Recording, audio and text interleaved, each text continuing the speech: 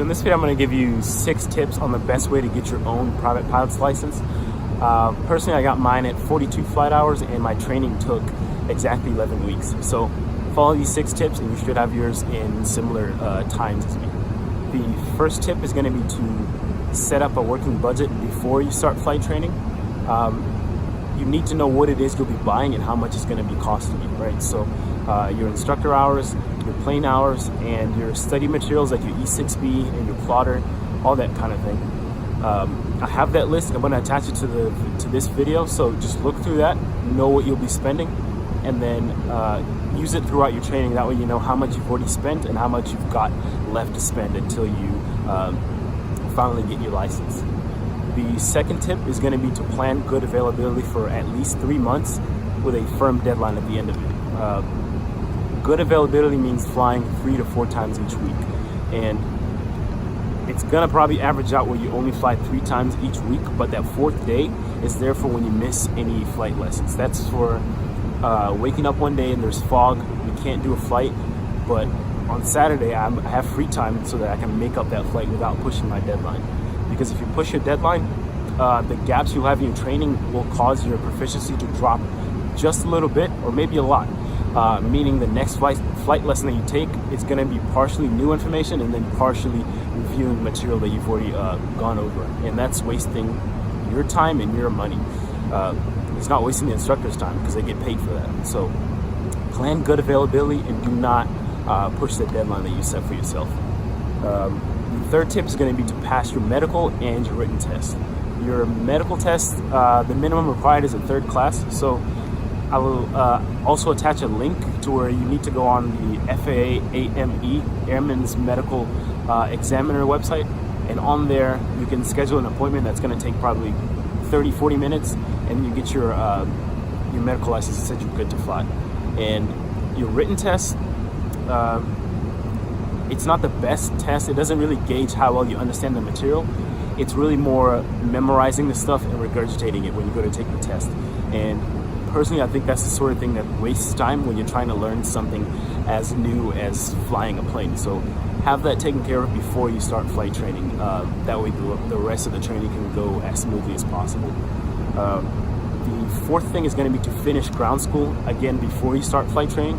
So there's a minimum requirement that says you need to have 20 hours of ground instruction. The best way to get this requirement is to go online, and there's a guy named John Kutwicki, I think. I'm not sure how to pronounce his last name, but through his website he has an online private pilot ground school course that's free.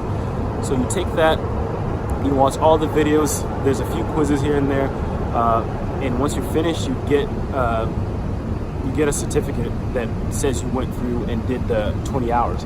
But the reason I think this is the best way to go at it is through ground training you learn a lot of concepts like aerodynamics, aviation weather, and general aircraft systems, and having all of that information in the back of your head before you start flight training really makes it easy, because each lesson you go to, everything is sort of tied together already for you, versus what most students do is they sign up for the ground school offered by their flight school where they're renting their plane, and these ground schools are fine, but they typically meet once or twice each week.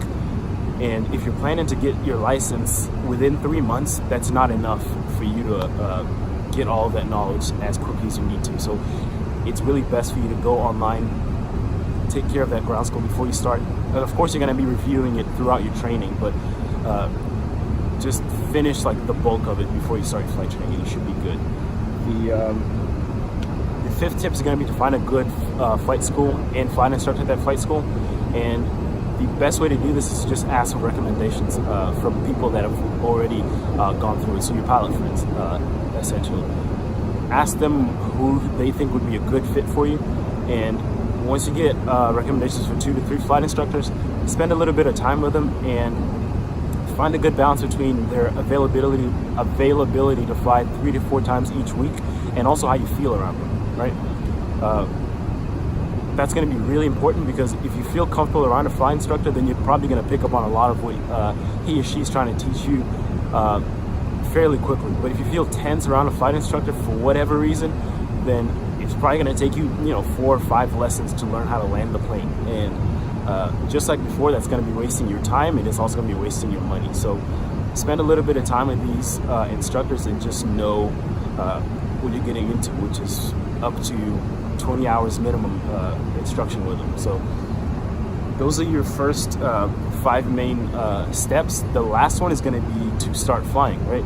So at this point, you've already got a working budget. You've got a schedule to follow that budget, the 3 to 4 times each week, and you've passed your medical and written tests, and you've gotten the ground training requirement already out of the way. So at this point, there's nothing stopping you from just going to the airport as often as you can and learning how to fly a plane.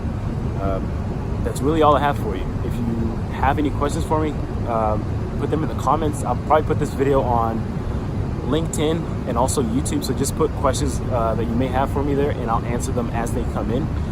And yeah, that's all I have. Thanks for watching.